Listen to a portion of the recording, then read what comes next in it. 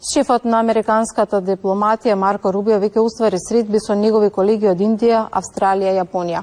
Од Гласот на Америка во Вашингтон се јавува Игор Стефановски. Игор, каква порака испрати Рубио?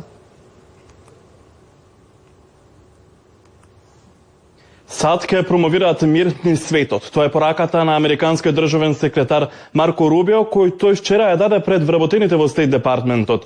На неговиот прв работен ден Рубио се сретна и со неговите колеги министри за надворешни работи на Индија, Австралија и Јапонија. Четирите земји формираат квадрилатерален безбедносен диалог или КВАД, блок кој има за цел да се спротивстави на економските и војните амбиции на Кина во Индо-Пацифичкиот регион. Аналитичарите велат дека ваквиот потек испраќа јасни сигнали дека САД не ги напуштаат сојузниците и партнерите во однос на тоа како да се спротивставуваат на Кина.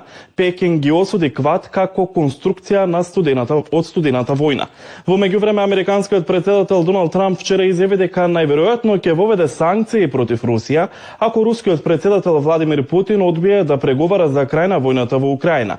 Трамп на првиот ден донесе повеќе од 100 извршни наредби, а една од нив е прогласената национална вонредна состојба на границата меѓу САД и Мексико за да се спречи илегалната имиграција, што ги натера и што ги таргетира и државјанствата на децата родени во САД, чии родители во Америка влегле илегално.